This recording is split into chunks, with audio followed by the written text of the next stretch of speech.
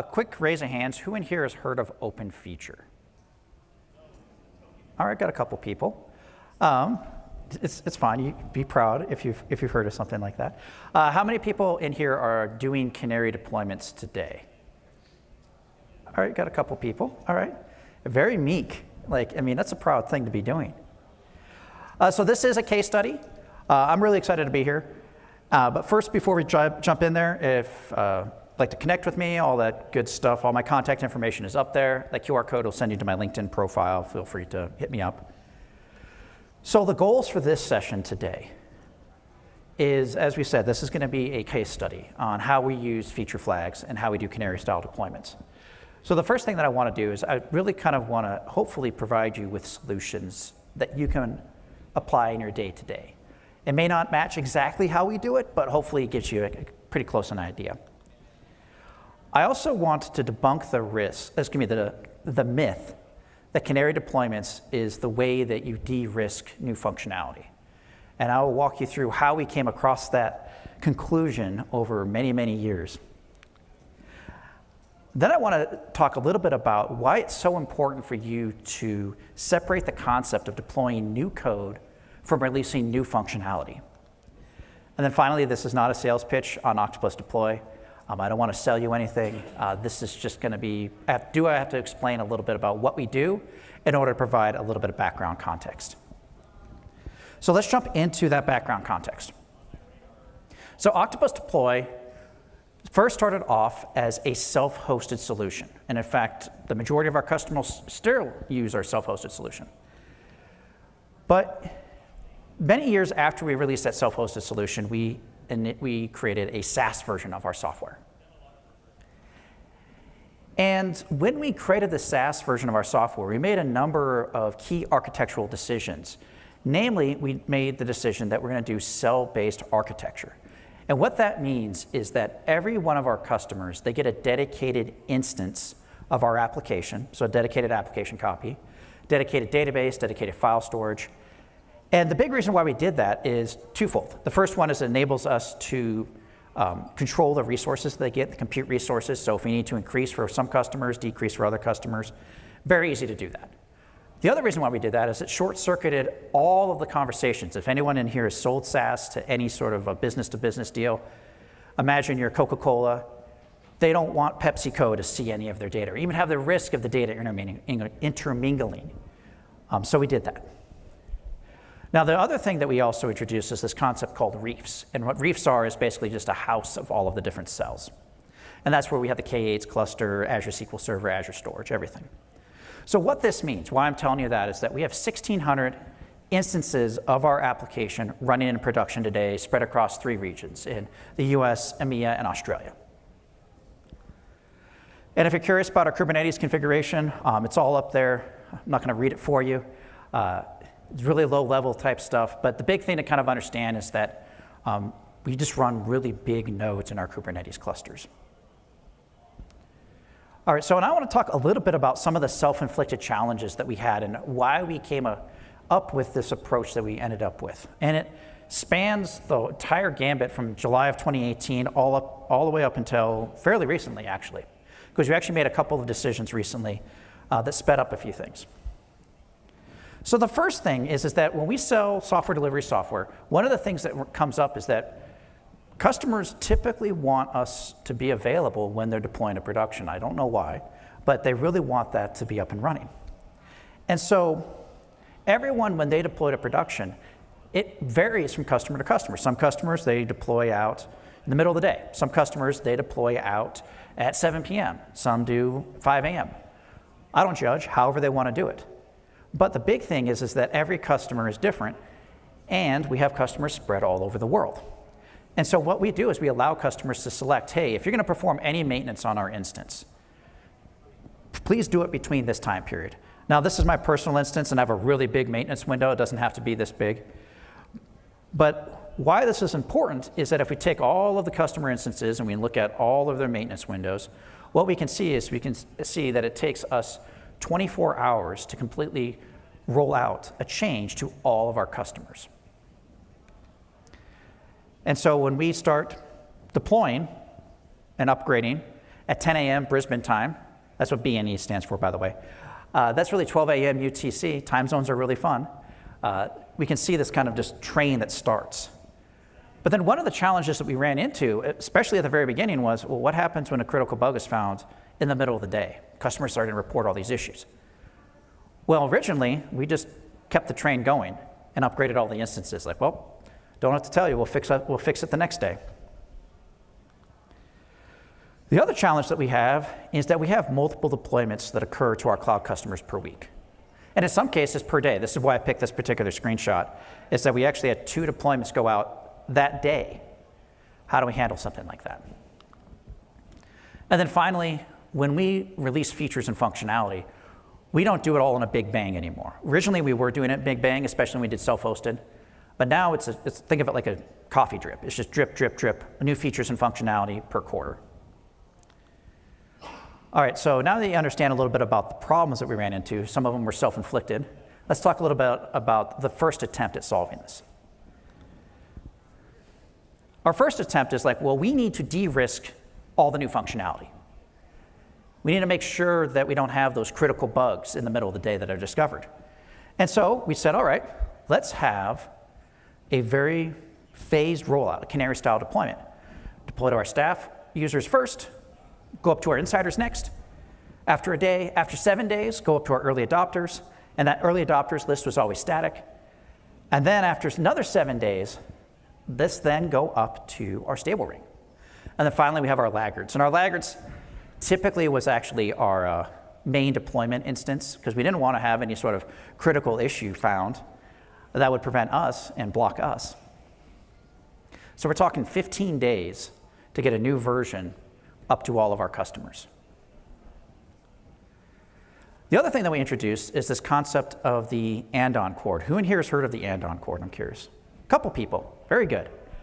So the and-on cord, DevOps Handbook mentions it, Phoenix Project, Unicorn Project, they all mention it.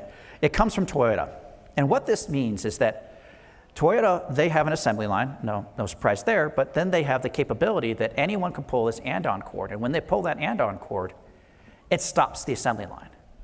And the whole point of that is that you prevent a small issue from becoming a big problem. If you look at Toyota, think about it. You can fix the problem in a car, a truck, an SUV, whatever the case may be, right then and there when the car is still disassembled, rather than waiting a year down the line, having to issue a recall, get all the customers to bring all their trucks back in, get it back to the dealership. It's a big problem. So that's the idea, is that you prevent a small problem from becoming a massive problem. The other thing that we did is we started treating our deployment pipeline like an assembly line, meaning that we're always going up to production. We call it the enthusiastic promoter. It's always deploying to production. Now, we don't do it just because it's crazy town. We just do it as a way to make sure that we work under the assumption that, yes, everything is working appropriately.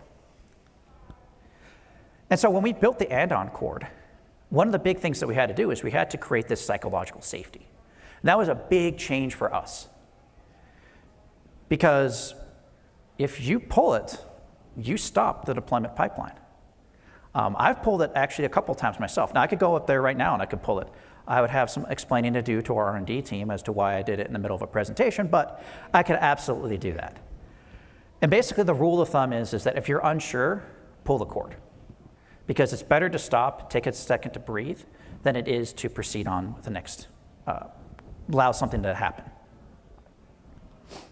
So what that looks like is, one, I like to change my font quite often, apparently, is if a critical bug is reported, we can stop upgrading all of our instances. So like, great, this solves all of our problems, right? We've de-risked new functionality, and we have a means to stop that, all those big problems from becoming massive problems. Happy days, right? I won't read this to you, but the key takeaway from this is this came from one of our project managers back in 2022. And one of the things that he found was that we ended up in a situation where we hadn't deployed a new version to our customer base because of all the and-on cord pulls in 46 days. Best case scenario is another 7 days before we pushed out a new version. Because we're using our Canary deployments as a means to de-risk new functionality. And this highlights the fundamental flaw with Canary deployments if you use it incorrectly. Because although it took multiple days for something to make it all the way up to stable, the big thing that we found is that staff, insiders, early adopters, those 15 days, we weren't executing all the possible code paths. We weren't finding all of the edge cases. We weren't finding all of the unknown use cases, anything along those lines. So as a result of this, critical bugs still made it all the way up to stable, and that was a big problem. And as a result of this, we had weeks before we had this quote-unquote stable release. How do we know what something's stable? I don't know.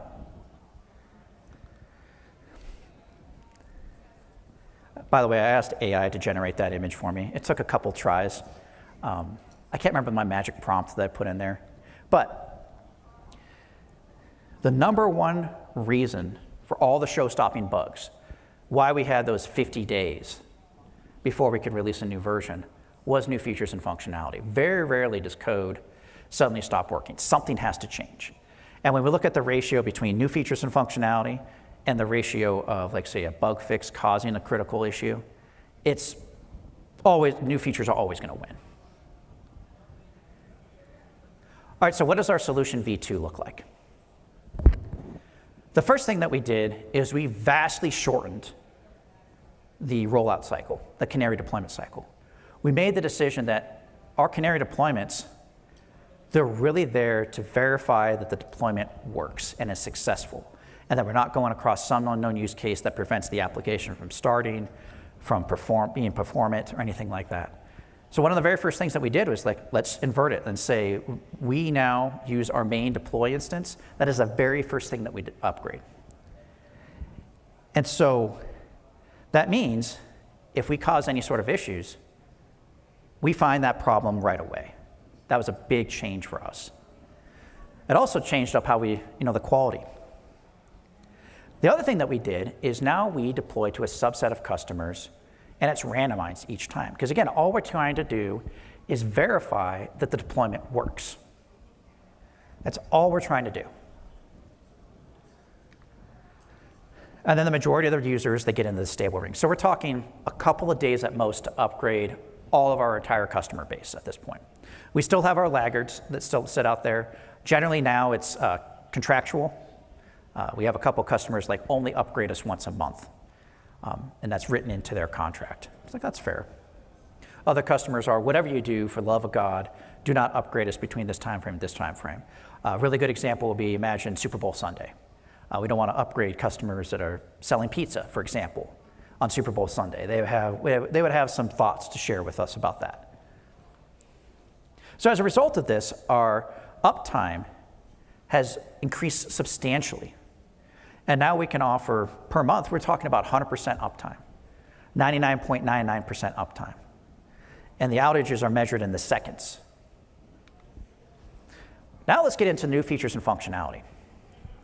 So this is a more concrete example of what to expect. So at the early 2024, this is what the Octopus deploy user interface looked like. At the end of 2024, this is what the Octopus deploy user interface looked like.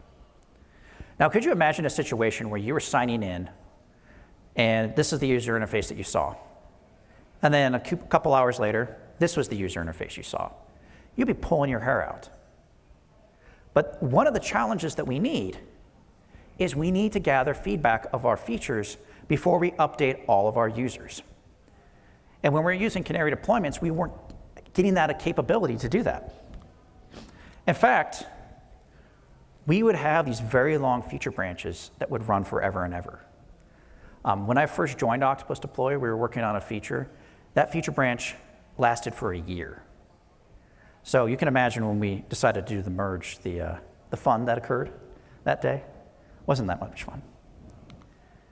So one of the things that we changed up is we said, we're going to adopt trunk-based development. And what that means is that we're frequently checking in changes, and we're incrementally building features and functionality. It's a small slice of the cake each time. Everything that we check in can work in production, but it may not work as the user wants it to work, if that makes sense. So, for example, let's go back to that user interface as a perfect example. Imagine if we checked in a change, and all we did was change maybe the font. We push that up. All right, now we have another short-lived feature branch, and now we're going to introduce a new set of icons. That's another change. Go ahead and push that all the way up.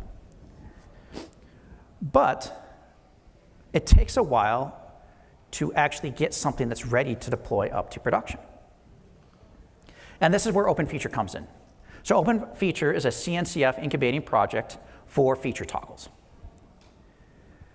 And the key thing is that the way that it works is OpenFeature is a series of specifications, and they also create SDKs.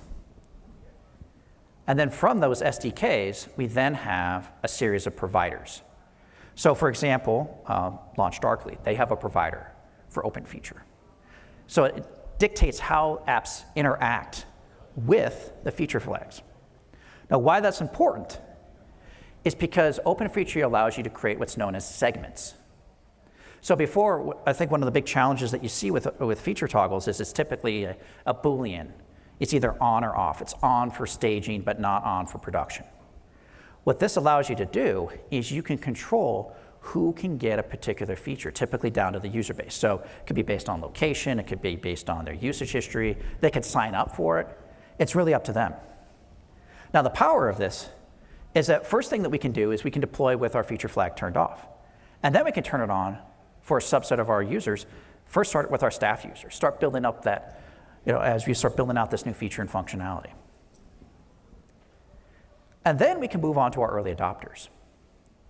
And this is where we're going to stop for weeks at a time, sometimes even months at a time. We're working on some features and functionality right now that we don't plan on pushing out for another quarter. And the other advantage of this is we can have different early adopter lists for different features. We have 4 current early adopter programs running right now, and we all have different lists for something like this. And what this does is allows us to get feedback on the feature from a subset of our users, start discovering all of the rough edges that we have, and they can give us a very, very fast feedback, and we can fix those issues because we're doing trunk-based development. And then after that, we can then start enabling for remaining users over a period of time. Sometimes it starts with, sometimes it might just, this looks a little bit more controlled. It's actually like 5%, and then we're like, screw it, 100%. But one of the advantages of this is we can actually go in and if a user reports an issue, we can pause the deployment when an issue is discovered. And if it's an edge case, we can say, great, exclude that user, roll it out to the remaining set of users. It's not all sunshine and rainbows. It's kind of hard to see, but it still takes us about 5 days to actually still detect an issue. Once we detect the issue, we can fix it like that, but it still takes us a bit of time to find that. We have to track that if there's any sort of big issues that cause those types of things. And then the other big issue is that there's always going to be operational overhead with feature toggles. And so there's always going to be this constant struggle. Yes, there are certain features where it makes a lot of sense. Brand new user interface, absolutely put it behind a feature toggle. A very small little thing where we're kind of tweaking how the user interface works, then it becomes more of a discussion. And so there's really a conversation that has to occur between feature risk and that toggle overhead, and whether or not it makes a whole lot of sense. So these were some of the lessons that we learned from doing this, but it allowed us to deploy new features and functionality in a much more controlled and safe way, and actually build something that our customers really want. So that is it. Thank you very much. All right, we have time for one question before we kick off the AMA. So who has a question? One, yep. Hey, Bob, thanks for sharing that open feature. I'd be curious, we wrote our own feature toggle framework, and we were actually just having a conversation before I came out about permissions. Does open feature have like any kind of framework that allows, if you had developer leads or managers, is that part of the framework, or is that something that doesn't exist? Yeah, so that's a really good question around permissions, like who has permission to, because that does change production. So the reason why that's so important is that does make a production change when you enable a feature toggle. That's more for the provider to handle. So internally at Octopus, we have built a feature provider, and we're leveraging Octopus deploys RBAC for that. Launched Darkly, they would have their own RBAC control as to who can turn on and off particular feature toggles, and it might be at an application level, or it might be at some other level that's kind of harder to define. So it's really up to the provider to provide something like that. The benefit of OpenFeature is not only just the segments is part of it, but also there's a whole life cycle and workflows that I didn't even get into that gets really in depth with a lot of that stuff in terms of like when a flag turns on and off and everything.